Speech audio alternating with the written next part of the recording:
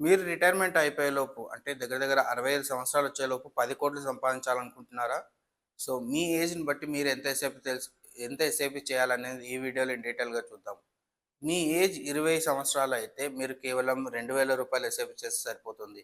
అదే మీ ఏజ్ 25 సంవత్సరాలయితే మీరు కేవలం రూ. 3,000 ఎస్ఐపి చేస్తే సరిపోతుంది. మీ ఏజ్ 30 సంవత్సరాలయితే మీరు రూ. 3,000 ఎస్ఐపి చేస్తే సరిపోతుంది. అండ్ 35 సంవత్సరాలయితే మీరు దగ్గర దగ్గర రూ. 9,000 ఎస్ఐపి చేయాల్సి ఉంటుంది.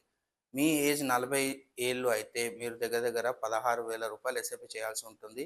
అండ్ మీ ఏజ్ 45 సంవత్సరాలయ్యంటే రూ. 30,000 ఎస్ఐపి చేయాల్సి ఉంటుంది. మీ ఏజ్ 50 ఏళ్ళు దాటి ఉంటే మీరు ఖచ్చితంగా 60,000 కంటే ఎక్కువ ఎస్ఐపి చేయాల్సి ఉంటుంది. మీరు గమనించారా? మీ ఏజ్ పెరిగే కొద్దీ మీ ఎస్ఐపి అమౌంట్ పెరిగిపోతూ ఉంటుంది. అందుకే మీరు ఎంత తక్కువ ఏజ్‌లో ఎస్ఐపి స్టార్ట్ చేసుకుంటే మీకు అంత తొందరగా దాని నుంచి వచ్చే రిటర్న్స్ అనేది ఎక్కువగా ఉంటుంది.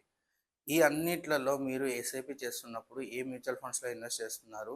ఎంత ఇన్వెస్ట్ చేస్తున్నారు? అండ్ మార్కెట్ ఎక్కువ తక్కువ అవుతున్నప్పుడు మీరు ఎలా బిహేవ్ చేస్తున్నారు అనే దాన్ని బట్టి కూడా డిపెండ్ అయి ఉంటుంది.